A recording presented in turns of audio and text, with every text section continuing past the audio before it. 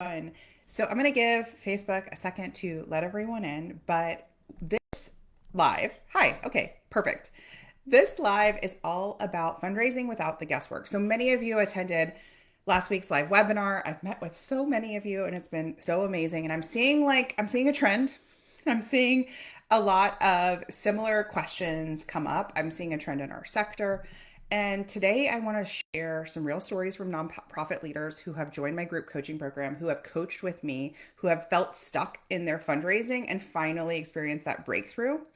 If you've ever wondered, how do I find new donors? Why aren't people giving? Why is it so hard? Like, why does it feel so hard? I was thinking about this idea of there's like hard donations and easy donations. You know, the ones that just feel very, very hard. Okay. How do I make fundraising feel easier? How do I stop being a solo fundraiser? So you may, in fact, be in an organization where there are more people responsible for fundraising than you, but it really feels like it's all on you. So today I'm going to go into and answer some of those questions that I'm seeing coming up, tell you about the club, my group coaching program, and share some case studies of what it looks like, what success looks like for all different cause areas, all different size of organization, and the real opportunity here to get out of the old school fundraising cycle. The old school fundraising cycle is slow donor cultivation. The old school fundraising cycle is things like grants and time and labor intensive things like events, things that cost you a lot of time, that cost you a lot of money to put on, and that have a very low, slow lead time. If you have questions for me as you're coming in, just drop them in the chat and I will look at questions as we go. Okay. So the first story I want to share with you, I recently talked to a fundraiser who was trapped in the gala cycle. Now, this was a top-down strategy that she inherited, meaning the gala is their signature event and it's an important event. It is their biggest and only real fundraising effort. So a lot of their people power goes towards this event. But we have a couple problems. One, their donor base was aging out and they had no system for bringing in new donors. Two, it was taking them a lot of time and people power and money to actually put on the event. Even though the event was profitable, it wasn't profitable enough. And three, I talked to a different executive director recently who basically said we had to cancel our event last year due to like a couple of unforeseen personal circumstances. Well, when you're stuck in that bottleneck of this is our primary method of fundraising, and now we have to cancel because life happens sometimes, right? Then we're looking at dipping into reserves or we're looking at your nonprofit shuttering or pausing services. I never want you to get into that situation. Okay. So inside the club, we mapped out one, a recurring giving strategy. So revenue isn't tied to all one event. Recurring giving strategy. Okay. Two, how to create a social street team of influencers and ambassadors online to tap into industry partners, volunteers, brand ambassadors to become their partners in fundraising, their partners in visibility, their partners in programming and advocacy. Okay. So now they're no longer dependent on that signature single event and their fundraising is predictable. Their fundraising is sustainable. It's not that you have to kill the signature event. That's up to you. You get to look at that and we can coach on that if you're like on the fence. It's that you cannot put all of your eggs in one basket. And we saw that last week or the week before. Gosh, time is flying by with grant funding. We saw what happened with the new administration pausing grant funding and saying, nope, we're pausing all federal grant funding. And then it went unpaused. And now some people can access it, but some people can't. That make or break, if your organization was too reliant on grant funding, too reliant on a handful of major donors, is too reliant on one signature event, you're literally setting yourself up for this like catastrophe, right? A situation where you have to shutter or pause programming because life happens, okay?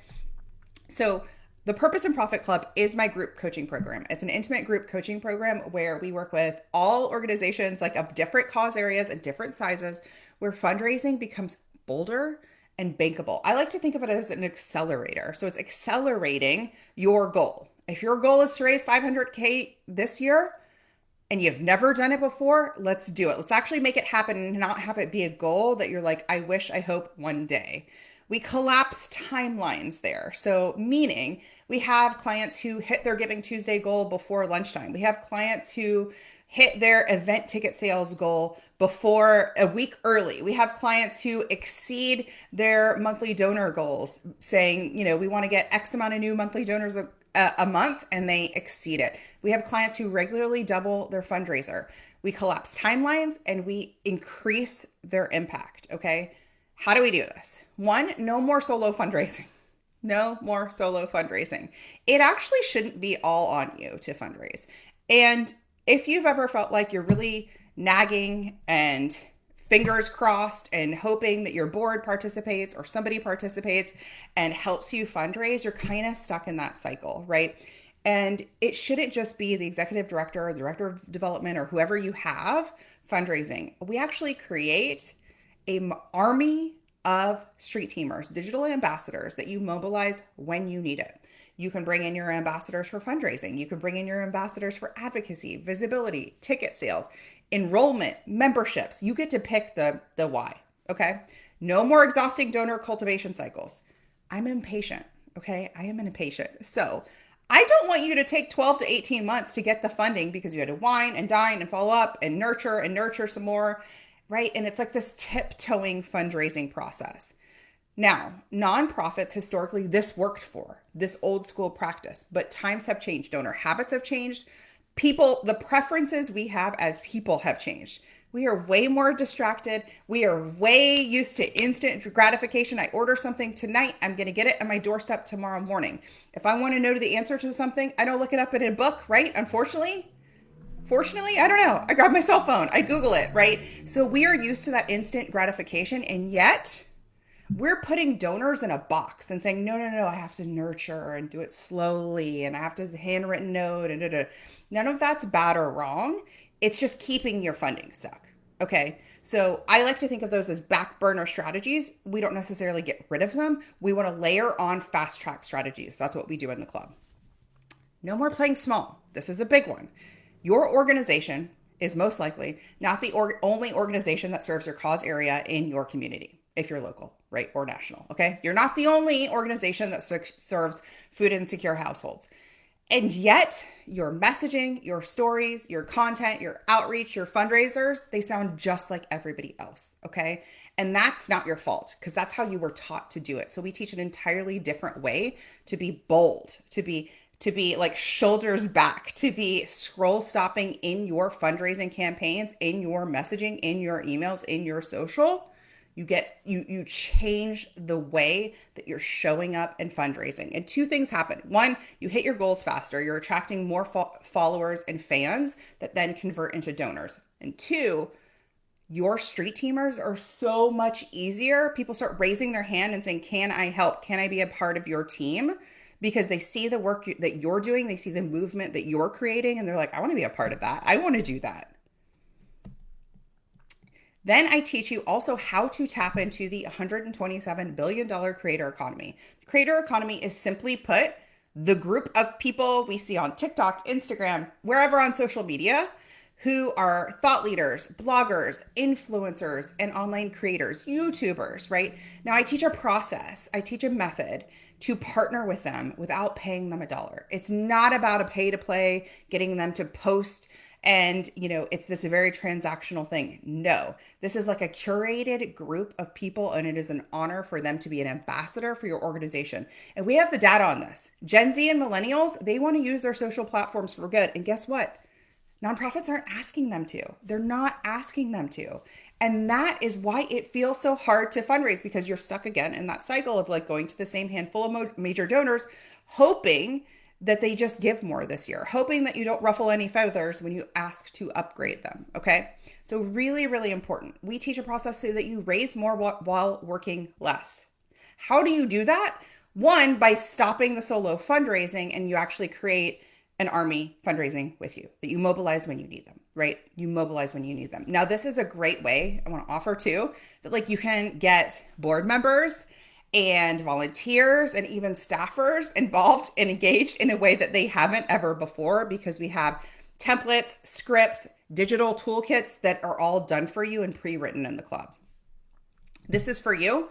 if you want to double your next campaign or unlock another 50K in funding. This is for you if you're done relying on the same donors, hoping for different results.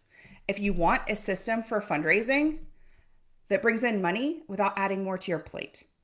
If you want and you're ready to move from old school fundraising strategies like grants, foundations, I mean, those things are like relationships and grant applications that you may not even get awarded, right? And then very oftentimes they're restricted, right? They can only be used in this certain way. And then you have to spend the time to report back. It's like the amount of, I had somebody on my webinar saying, you could just join the club instead of paying that grant writer to submit one grant application or two grant applications. That would get you into the club. It's so scalable, okay? If you're ready to ditch the auction, the gala, the 5K, or at least reimagine it. So it's not so tight pressure, like, oh my gosh, we have to make or break it with this event, okay? Now, enrollment closes next Thursday, February 13th. So if you're curious if it's for you, if you're not sure, if you want more information, I highly recommend booking a game plan call with me. It is totally free. In it, I'm going to ask you lots of questions about your organization. And this will be a value-packed call. So many people leave this call and they're like, oh, I feel so much better. I feel clearer. So many people are like, I don't know what I should be doing. I know I care deeply about the work I do. I know that I have a big, bold goal and I'm not sure the next steps. And I will share with you the 3 areas that I want you to focus on this year. Whether or not you join the club, this is a very valuable call for you. Okay. So you can book a free game plan call or you can join right away. Now I will link in the kind of comments below, but the short version is you can go to splendidcourses.com/join. On that page is information about the club. And on that page at the very top is a link to book a sales call. Now, I highly recommend inviting the decision maker to the sales call. So some people are able to make the investment without bringing on a board member or president or executive director. If that's not you, bring them to the call. And at the very least, have them listen to this past week's, there's 2 episodes. I'm looking in my phone right now on the podcast. One is called Get Your Board on Board or Get Left Behind. Share that with them.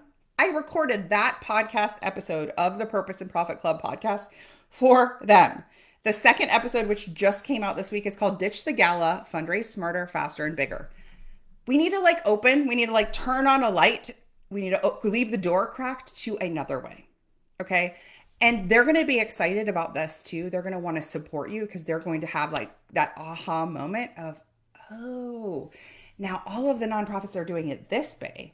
It is a wide open opportunity for your organization to partner with influencers. You know why? Because influencers are not getting absolutely flooded in their DMs saying, will you be our ambassador for our nonprofit? Will you post about our fundraiser? Nonprofits aren't doing this. And if they are doing this, they're doing it in a very transactional way. And these creators and influencers are saying no. This is not something that is taught anywhere else. This is a method that I created after working on a $300 million development. And I've refined it to work for small shops and large established organizations. So I want to tell you a couple of other stories.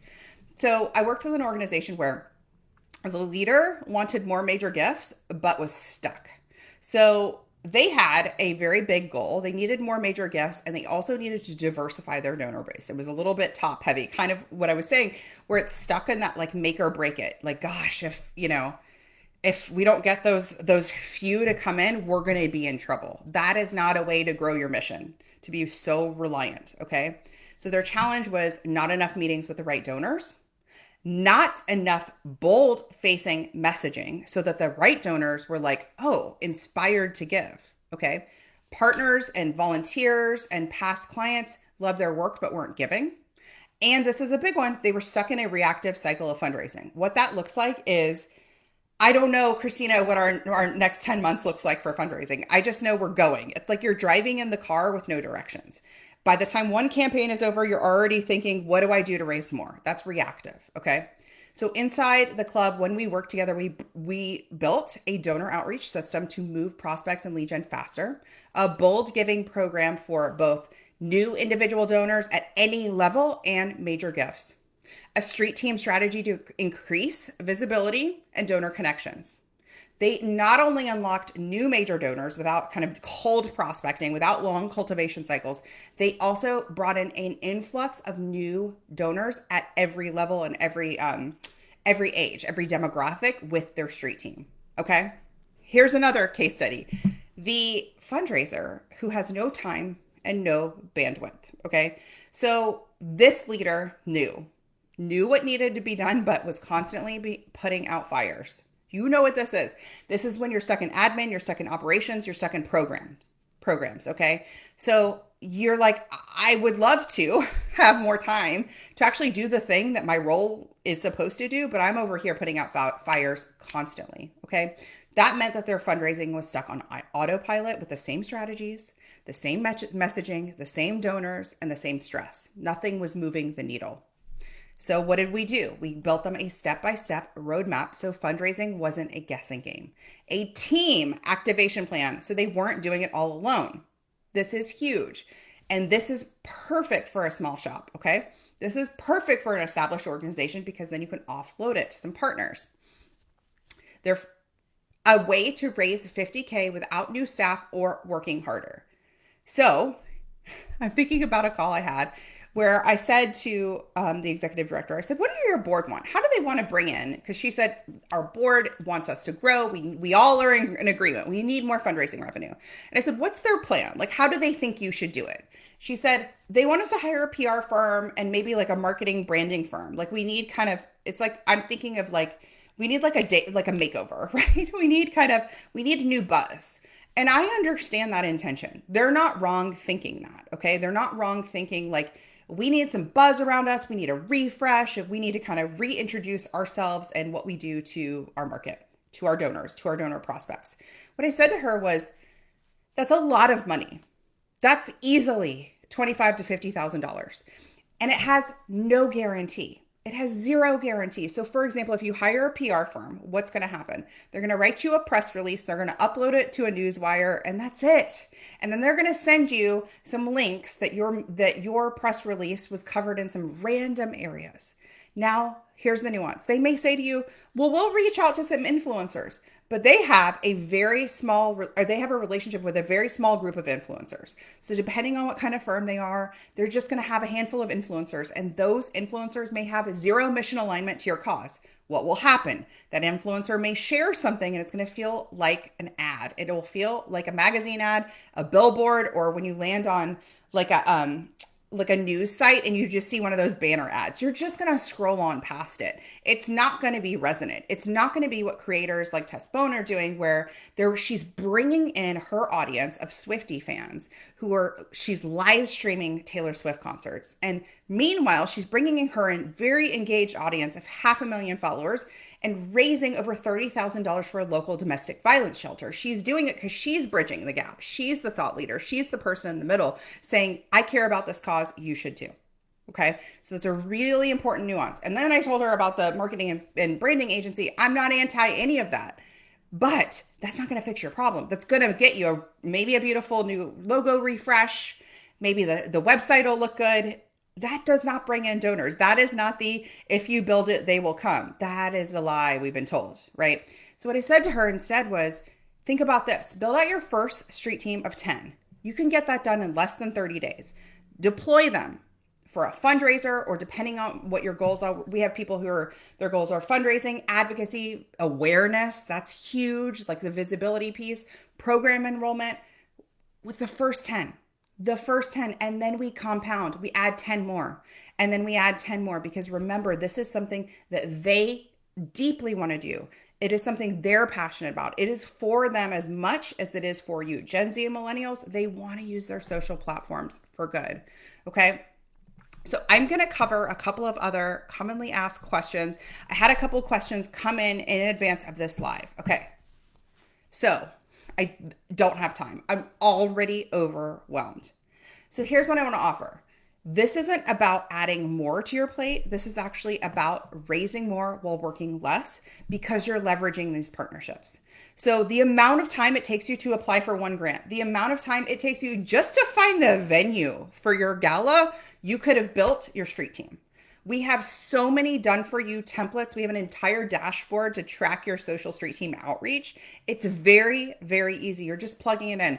We have executive directors and directors of development who then offload the sort of outreach process, being in the DMs or by email or however they're outreaching to their social media, social influencers. And so they're sending that to their social media freelancer or staffer, and that person is doing that and they're overseeing the project. This is such a small lift for a high impact, okay? Because you're leveraging social influence, everything moves so much faster. No more solo fundraising. No more solo fundraising. Here's another question I got. We don't have a big donor base. Can this still work for us? Yes, absolutely. Because the street team method shows you how to tap into new networks. You're getting in front of other audiences. It's a great way to build new followers and turn them into super fans. You're not chasing the same donors over and over and feeling like, crap, are they going to get mad at me? Are they just going to stop giving altogether? Am I bugging them too much? I also get this question a lot, which is, we have a small social media following. Will this work for us? Here's the thing. It's not about the size of your social media following. And that's like the best news ever, because many of you are spending too much time creating content that about 50 people see. Because 1 to 10% of your audience sees your social content anyway. That's the algorithm. That's the reality. So instead, you're leveraging other people's audiences. That's why it's so time saving. We could actually pull back on the amount of social content you're creating each week and instead pull forward those social street team relationships. So that's how we flip it on its head. So your social base does not matter, like how many followers you have. That doesn't matter. We're getting in front of other audiences, okay? We've plateaued. How do we get out of this fundraising rut? So here's what I see. I see this on your 990s. I look at the past 4 years and it is a plateau. And I know that feels hard because very often that plateau is coupled with actually more work. Again, you're working for the same amount of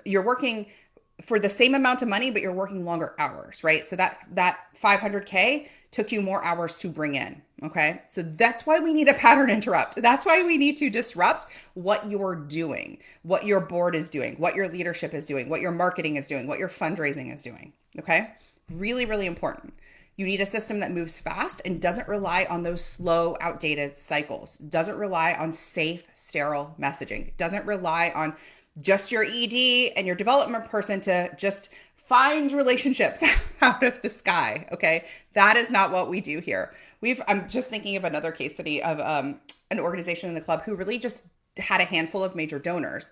And even in this process was able to bring in so many major donors just in the first 3 months of joining, just by moving into this bold messaging, just by focusing on what their roadmap was and ditching the practices that were no longer working. How is this different from other fundraising coaching or consulting? This is big. This is not a social media training course, which is like, post this on Facebook, post this on Instagram. The reason being that doesn't work anymore. It worked 5 years ago. It worked 10 years ago. This is all about tapping into the $127 billion and growing creator economy. By 2030, that's the size of this audience will be over $300 billion. Like, why wait? And for-profits have known this for over a decade. For-profits have shifted their entire marketing strategy, their entire lead and customer acquisition strategy to be influencer first. Why not you? Why not you? Because they're paying a lot of dollars to partner with influencers on paid advertising, and you could do this without paying $1. You can do this without paying $1.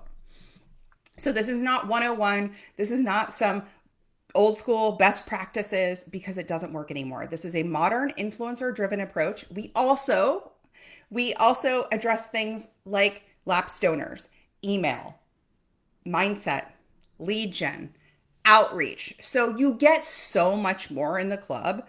There are so many templates and tools and resources for you. But first, you go through our curriculum from the street team, you kick off your street team in 30 days, and you see instant results, okay? So go to splendidcourses.com to join or book a sales call with me. And let's see, I'm going to go through here and see if there are any questions that came in while I was talking.